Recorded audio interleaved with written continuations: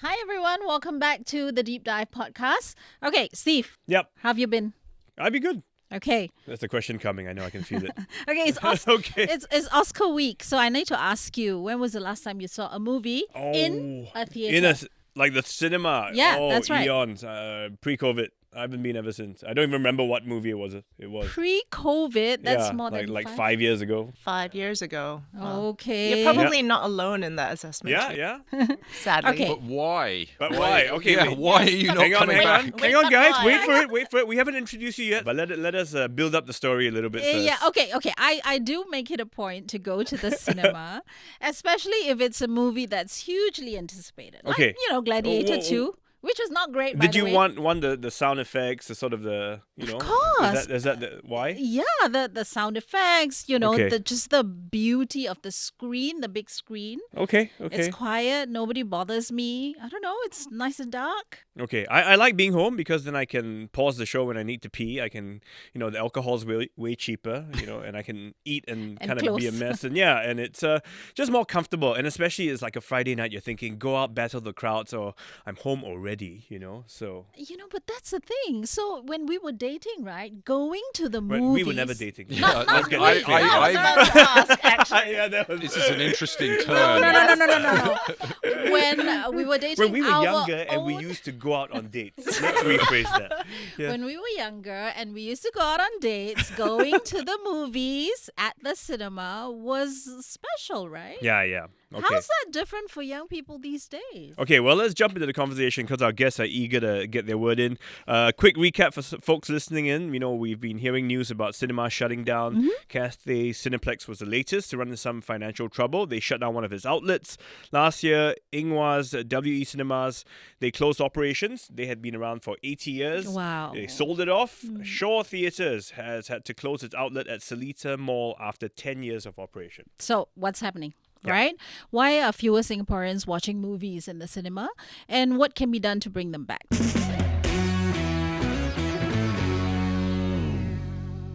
So let's start with the numbers, right? Numbers are showing that cinema attendance has actually been declining. Actually, even before COVID, there's been a decline. People have been resuming other activities after COVID, things like traveling, going to concerts, those are the things. But what's different about going to the cinema? Why hasn't that come back? Let's talk about number of tickets sold a year, for example. Yeah. So in 2018 and 19, thereabouts, so good sample of pre-COVID. Yeah. Okay. pre-COVID. We were looking at, I think, about 19 to 21. So say about average 20 million tickets sold Okay. a year. All right. What are we getting now? 2023, which is the latest stats from IMDA, we are looking at about 10 million tickets sold a year. Wow. So that's a clear halving. That's Okay. hard. And 2024, I think when on speaking to the other operators, they kind of largely experienced the further drop from 2023. So there's a bit of a trend there. Yeah, I'm but afraid. why do you think this is happening? I mean, Yeah. ever since COVID ended, people have been back out, going for concerts, events. Why not the cinema? Yeah, there's a fair amount of revenge Yeah. spending and revenge partying going on. Well, I think fundamentally there's the rise of streaming. Consumer Yeah. behavior patterns have changed. Exactly. The consumption of film is now, people don't just consume it on large screen anymore. They consume it, on small screens, Yeah. and also from the comfort of the home.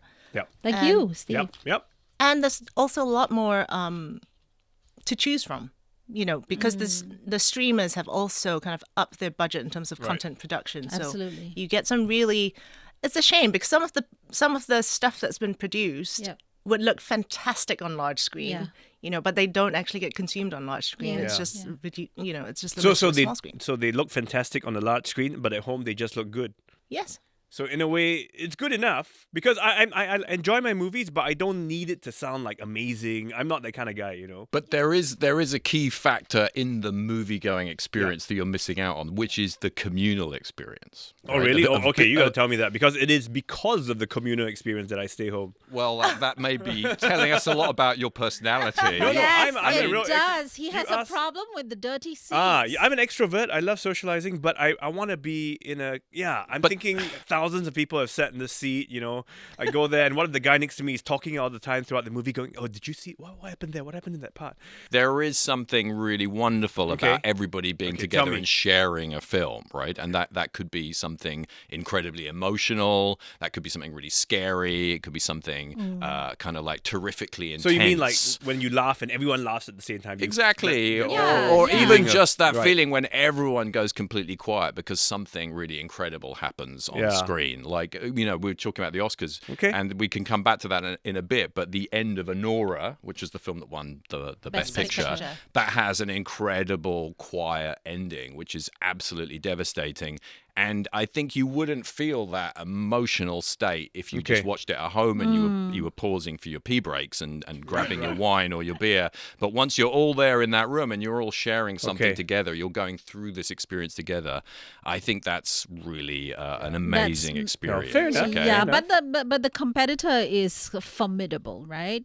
Your Netflix and your Disney. I do want to offer one tiny bit of historical perspective, which is that actually this sort of up and down cycle in cinema attendance is not new. Right? And it's not new internationally. It's also not new in Singapore. In Singapore, movie-going attendance has always traditionally been very, very high. It's been a really there's a big audience there, and there's the density of population, the amount of cinemas. So it kind of reached a peak in the late 70s. And then with home video, it kind of went down. And in the 80s, people were having the same conversations, like cinemas going, places were closing down. But in this case, I think it's here to stay, because in the past, we went to the cinemas because we couldn't get the movies anywhere else. Now, some of the movies go direct to streaming services. They don't even make it to the cinemas. Right? So again, I am spoilt for choice as a home viewer. I don't need the cinema. So the ecosystem is changing, is what we're saying. Well, the ecosystem is changing. One can also argue that there is a place for cinema going and will continue to do so, because it's essentially, as Ben's kind of pointed out, it's also a social experience. Right. But you can't kind of replicate at home on your laptop. Yes and no, because you go with someone, you spend 5 minutes talking to them, the movie starts, you're like, okay, no talking. That's and then for 2 hours you sit in silence. Well, here's the thing. Let me just unpack that.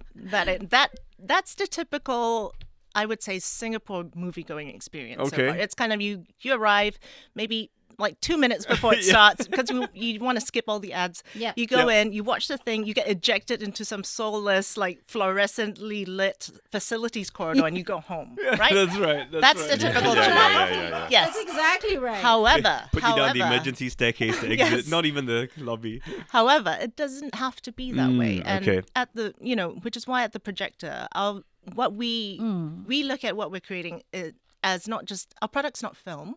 Our product is an experience and a social experience. So typically people come about half an hour before, they get great food and drink, and they get a beer or they get a pint, and then they make their way into the theater. And after that, they hang out at the bar. You get to talk about the show and say, and hey, unpack that. And they unpack it with that's their right. friends, and they have a night out. So it's a whole social experience that you can't have at home. That's unique to what the Projector is doing. For the typical cinema in Singapore, they still don't do that. I mean, they could learn some things from the Projector, right? I think the commercial cinemas, like we're hearing from Cathay and MM2, they're kind of like closing down, and they're saying, please come to our cinemas, remember the past, remember how great Cathay used to be. But they can also be changing up their offerings, and they can also do more. I mean, food in commercial cinemas is terrible, right? It's overpriced, it's bland, it's not progressed anywhere for 20 years. Whereas the Projector, there's like really, really good food. Do you need to have more bells and whistles? Let's say, I'm thinking, if I go to the cinema, it's because I can't get this experience at home, where it's maybe like virtual reality. I'm thrown into the movie, I'm in the Jeep driving with the guys, I can smell the jungle air. I mean, Ben's looking at me like... I'm totally confused. No, but I'm saying... That's what you want from the cinema. Like that, what was that? IMAX? He wants that... because he's talking it's about something, the whole 4D cinema it's something you experience cannot replicate anywhere else. Therefore, it's a destination that I visit, because I know that experience will be uniquely different. I think that's true. And, there's been a long tradition, as cinema traditionally has competed with other things like television and home video.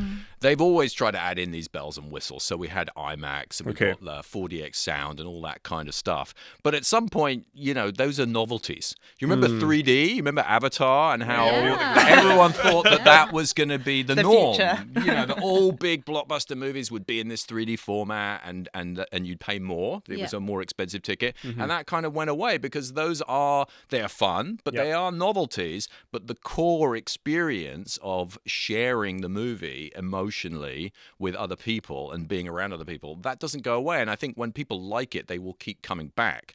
So with the projector, there is definitely a core audience that keep coming and really like what you offer. And that used to be the case with commercial cinemas in Singapore. I remember at the weekends, even in the early 2000s and later, on Orchard Road, every screen was pretty much full on Saturday night because people would go out, they would drink lots of coffee and ice blended drinks with their friends, and these are young people, and then they would go up and watch the late movies, and there was a real buzz to that, and it was partly a social thing, but it was also it's an artistic thing. You're getting to see really good films as well. But I want to come back to the business model, Karen, for the projector. What have you learned running this business, right? Movies and making it, more financially than viable. just That's what we're saying. and also more than just movie, right? More than just coming in, watching movie and getting out. What have you learned in the process that it can be done? Can it be reversed? Can I be a bit more blunt? So go for it. How are you guys doing financially? Are you finding that to make it work, just to break even, is a tough sell? It's hard at the moment. You've got to work like 3 times as hard, to earn what you used to. That's for sure. And forget about just the cinema landscape. It's just in general. I think a lot of businesses are suffering from post-COVID inflation. We talk about rent is primarily one of the biggest, contributors to cost. That hasn't come down. In fact, that's actually how much does a ticket cost at the projector? At the moment, on the weekend, 16. Okay, and that's about the same at regular cinemas, right? So cost is one of the things. If you have a family, it adds up, right? So I guess that's one of the things. But cinemas are space dependent, and we know that in Singapore, space means rent. Yes. Right, and pretty much you have and to they eat have rent. they're actually the one commercial tenant that has the largest footprint. Right, it's different if you're running a cafe. Yeah. So rent plays a big part, and now we've got like manpower costs on the rise as well, utilities costs. So like you name it, how long's a piece of string? Lots of challenges is what I'm saying, especially if you're an SME in the Singapore market. So that's your challenge, in terms of the costs. But for the home viewer, they're thinking $16 for a ticket, $16 for a monthly subscription. Yeah. So that's your competitor. And I can watch multiple shows. Sure. And I do see that, actually it's a competition for people's time and attention. Yeah. With the rise of social media, doom scrolling, binge watching, we've all been there, done that. It's kind of like normal practice now. But I do see that, there's still a place for people who want to go out. People still do want to go out. You spend half your time on your screens, half your time you're working from home. Right. You want a social experience. And that is then available for you at the cinema. Okay. And so I don't think that need is a basic human need. I don't think that's going away anytime soon. I think the streaming thing has been a bit exaggerated. That's really totally changed. I mean, how is it that fun? You talk about $16. Yeah. People used to pay like $50, $60 for their StarHub subscription. Right. I mean, and mostly what people are streaming is TV shows. Right, okay. Where they're streaming the latest series of something. There are movies on streaming, but it's not really a primary offering. Right. If you want to see new movies, if you think about the big Oscar films this year that were nominated for the big prizes, most of them aren't streaming. They're not. They on streaming. are. And so if you want to be up to date with that conversation, you have to go and see them in the cinema. Okay, so and thankfully, that's still the case. They're still protecting those films right. and making sure that they are in the big screen, which is what the filmmakers want. So I guess the challenge is, because I have to admit, when she mentioned a few names of the Oscars and these winners, I'd never heard of the movies. I've not been following and keeping up, So until it arrives here in Singapore shores or at the cinema, then I'll go, oh, Conclave, let me Google that. What is that about? And I didn't watch the Oscars. I mean, it's kind of fun, I'll read up some news, but I got to think that I represent at least a certain percentage of the population who is not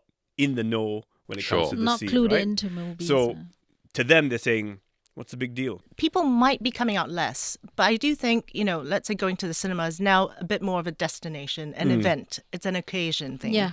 Right. Which means that, if you're not doing it that often, you're then therefore also prepared to spend more, on that if it's an occasion. So from the operator point of view, they have to think through a few of these things, right? It's not just the movie you're screening. It could be even the type of films, right? So you see, for the GVs and the Shaws of the world, it's all your Marvel movies and all your big blockbusters, but there's scope for independent niche films like the Projector has shown, right? Do you think that that's kind of the way to go as well, to broaden the reach? I don't think that's going to be a silver bullet because by definition it is indie. It is indie. So it's not mass market, by definition. So but what we've seen over the last 10 years is that there's an increase in interest, for non-mainstream content. And in part it's also audience education on our part. But increasingly people are quite curious-minded about, watching something that they've never heard of before. So that's actually a heartening trend for us in that sort of niche independent market. Ironically, because Singapore is so small, sometimes the question is, what shall we do this weekend? People are stuck for what to do. So something novel, interesting, Projector says, it's a movie about, and you're like, sounds unique. You have festivals, right? So the other thing that that we do quite a lot is we, for lack of a better term, we eventize films. So, for example, what we like to do is to have like a director's Q&A after, for example. He could zoom in from wherever he is in the world and speak to the audience and answer questions about the film. Or we pair it up with, for example, if we're showing a film about cats, we pair it up with the Singapore, the Cat Welfare Society and do a fundraiser and things like that. And they do a cat adoption drive and you have kittens in the foyer. Right. So it becomes a much larger experience than just coming in and just watching a film and leaving. Right. And hopefully it's also thought-provoking as well. I also want to say something about you showing older films. Yes. Because I think that's something, because I teach students, I teach younger people, and I think they're really aware that now more than ever that watching an old film, a classic old film on their phone or, the iPad or the laptop, they're not really getting the full experience. And so to be able to go and watch classic old movies like the Kurosawa retrospective that we did. I was thinking of that because I went to see Seven Samurai. Yes. And it was on a Saturday afternoon. It was pretty full at 3 hours Cine long. Wow. And it was people there with their families, obviously older people bringing their older kids. Not small kids, but maybe their teenage son and daughter saying, hey, you should watch this film. It's really good. And again, back to the communal sense of enjoying the film. But that's a really special thing. And those films aren't on streaming. To get to see those older titles and they're well curated and they're interesting selections, sometimes not always the ones you expect, is a really beautiful opportunity. But do you think the audience has also changed and that there's a smaller, the kind of guys like you, Ben? I'm in a very much a minority. Yeah. For instance, there used to be the Singapore Film Festival. I remember when I was much younger. Used to be. They're going to be still terribly going. offended. They're still around. Okay, so I haven't been in many years. I can't help it because I'd been and saw a few movies. No, so he used to go for the Singapore Film Festival. And did you watch a lot of stuff? I did watch quite a lot of stuff, but then after a while, it got really painful because I sat through some movies that I thought were so agonizing because they were artsy. Some guy riding a motorbike up and down a slope, it keeps stalling, and he does it for 3 minutes. I think I've seen that film, so I'm like, okay, I can't take this. So as I got older, my taste also changed, and now I guess Singapore, we're always so rushing about. Time is precious. So you're thinking, if I want to get some entertainment, I want to just go and watch a mindless movie and leave going, haha, what was it about? I don't remember, but I had a good time. But film is art as well, right? Yeah, so it can be for both. It can be both experiences. But the challenge is, I think for more people, they'd be a bit more like me than you, unfortunately, right? Well, that is also partly to do with the education aspect, right? Of making sure people are aware that all of these different experiences are at the cinema. And it's not always just about seeing a really difficult art house movie. People are like those also like going to see big commercial films and things like horror movies, which work really well in the big screen. You can't have that experience at home of being in a big crowd watching a horror movie. So how would you try and convince people who are listening in saying, give me a reason to go to the cinema today? What about your I think the we students? gave you about 10 reasons already. What about your? I'm sorry, you haven't convinced me yet. So Okay. You are hard to convince, Steve. What about your students, the ones that you teach? I mean, would they go to the cinema? Just A lot of the students I teach are film media students, right? And I actually think the interest is more than it used to be. And I think there's a curiosity about film that's actually growing and an awareness that it's an art form and it's not just about entertainment. You were mentioning the festival. In the past, really, you had to wait for the festival to come round before you could see. And there was a frenzy of buying tickets and then that's right, rushing that's right, around. getting Yeah. And that scarcity created a buzz around the festival, which was great. But of course, it's better that there are venues offering that year round, right? And I think the students definitely are a lot more open-minded, and because they've grown up with the devices and they've grown up being able to download everything like your kids, right? They are aware that seeing something on the big screen is a bit of a special experience, and they are drawn to it. The thing is to build on that, right? Yeah. It's to market to them, it's to sustain that and develop that and make sure that we kind of keep that going. That's right. But from a business point of view, to eventicize, movie going. It's a lot of work. It's a lot of work. It is a lot of work. It's a lot of money too. I mean, maybe your F&B can cover some of the costs because because the cafe is or the eatery or the restaurant is so good. Yeah, we've got a bar. You might just come cafe. have a drink. Yes. Instead, right? Now we've also diversified to non-film content as well. So we do, stand-up comedy. Okay. You have like poetry slams. You have book readings. You have all sorts of things happening as well.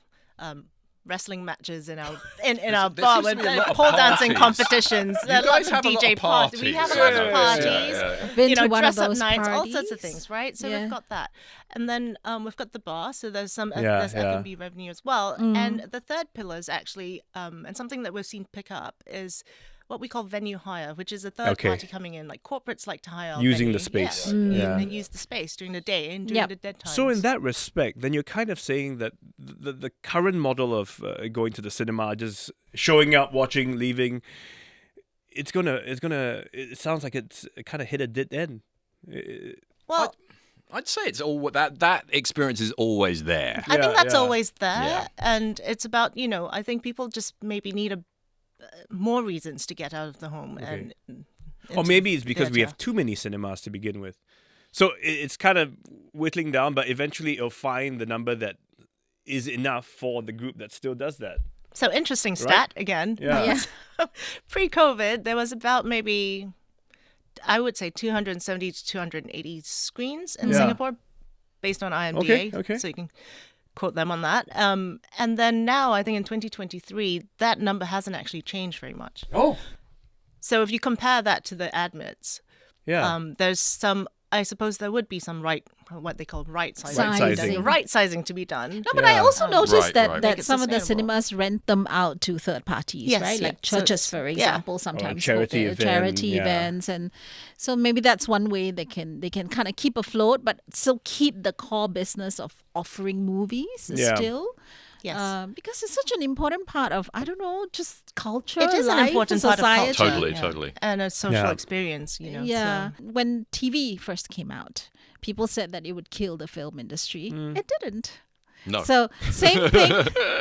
Same thing. That's with why I the say internet. streaming. We're all getting kind of really worried about streaming. I Yeah. don't think it's that much different, really. Than all of these other things that came along. I mean, in a way, probably the biggest threat to cinema and a lot of activities is the internet itself. Okay. The fact that people are always on and can get so many different kinds of content. Yeah. I think streaming and Netflix are not that much of a threat to Okay. cinema. I mean, the only issue with Netflix was the fact that they would buy up these big movies from film festivals and It then goes not direct. want Lock them to up. release them Yeah. in the Yeah. cinema. But I Exactly. think, one of the things, Sean Baker, who won the Yes. many awards at the Oscars a couple of days ago, the director of Anora, he kept on saying, we filmmakers basically got to stand up and say we want our films in the cinema. And I think as people become more aware of that, we'll see more of that happening. I think he also mentioned, deliberately, that he would continue to make films for large big screen. Right. Yes. As well, and to be consumed on large screen. Okay. And that was quite a deliberate sort of intent and call. What about local filmmakers, right? I mean, like Jack Neo's latest film actually did make money, right? I mean, pretty much all of his films make money. I would also like to point out that one man does not an entire local filmic landscape make.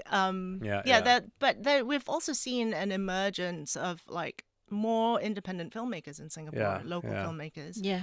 And we, in support of the local film ecosystem, we do tend to give them a much longer run than the big boys. Yeah. And we do actually see interest from the public, to sort of not just consume the film, but also get to know the filmmakers themselves. Yeah. I do love watching movies, and go to the cinema, Steve. I will go. I will go again to find that experience and see if it still, triggers something in me, makes me go, wow, it's kind of cool to be here, Sometimes not all movies make it to the cinema. Did you hear about this movie called Constipation? No. Yeah, it never Thank came God out. we didn't. It never came out. Oh my God, that is Come such on, a guys. bad That's very joke. bad. It's supposed to be. I actually, gotta cut- I you've actually gotta cut believed this. you for about 2 seconds. You've got to cut Is this. that a horror film? It's a Steve bad joke. It's Not a dad joke. It's a okay. bad It's a joke. bad dad joke. Okay, guys, any last, pitch you would like? No, I would say, look, I think streaming and social media and all that, I think all that stuff's that's here to stay. That's not going away. But equally, I think there is a place in one's life and lifestyle to, go to the theater and watch a film. Principally, again, because it's a social experience. Yeah. We're spending half our time inhabiting the digital realm. That's right. And equally, we also need the in real life sort of experiences as well. They're as important. Yeah. Now more than ever, actually. People have to start young. Okay, I think formative experiences, kids going to the cinema, seeing a film for the first time in a cinema, in that space, the atmosphere of that space, that the kind of moment when the film begins, it's very exciting. And I think once they get that bug young, it won't go away. It's part of your childhood memories. We're all, even you must be nostalgic about films you saw when you were a kid. Don't answer that. It's okay. I know you're going to say no. So that's one thing. I also think, a key thing, we were talking about recognition and the fact that not enough people know about the projector. People who would love it potentially don't know about it. Marketing is really challenging in this very fragmented world. Maybe we all remember the days where you used to buy the newspaper, open up, and the double-page spread with all of the listings. Oh, yeah. And that was just a wonderful yes. thing to see it all laid out there. That's gone now. We have to subscribe to various mailing lists and check various websites to find out what's going on. So marketing from both, from all sides of the industry needs to get better and sharper and more targeted so that people know what's going on. I'm often finding out things really late that, okay, this film is being revived. They started showing older films in IMAX at Shaw, for instance. I didn't know they were there. And so that whole thing needs to get some resources behind it. Because it isn't just a commercial thing, it is a cultural thing, and it is important. On that note, actually, just a segue, it's a cultural thing, indeed. And so I know there's the recent announcement of the Singapore Culture Pass. That's right. Right, yes. Can you use it for movies? At the moment, I think not. And so therefore, I would suggest that film is firmly part of culture and should be included in that culture pass. Okay. To whoever's listening, Note please. to government. Have a look at the details, but sure, why not? It should, Yeah, okay. No, I mean, I totally agree with you guys because I love watching movies. So you don't have to convince me at all. And, Sean Baker also said this, right? He said, parents, bring your kids to the cinema. Yes, he did. Yes. Yeah. I wasn't original. Yeah. So thank you, guys. Thank you for coming on. Okay, thanks so much, guys. Yeah, so that's it for this week's deep dive. Big shout out to our team who, of course, supporting us all the time. Junaini Johari, Tiffany Ang, Saya Win, Joanne Chan, and Hanida Amin. And, of course, if you have comments or any thoughts, do drop us a note. We do love to hear from you. See you next week. Bye.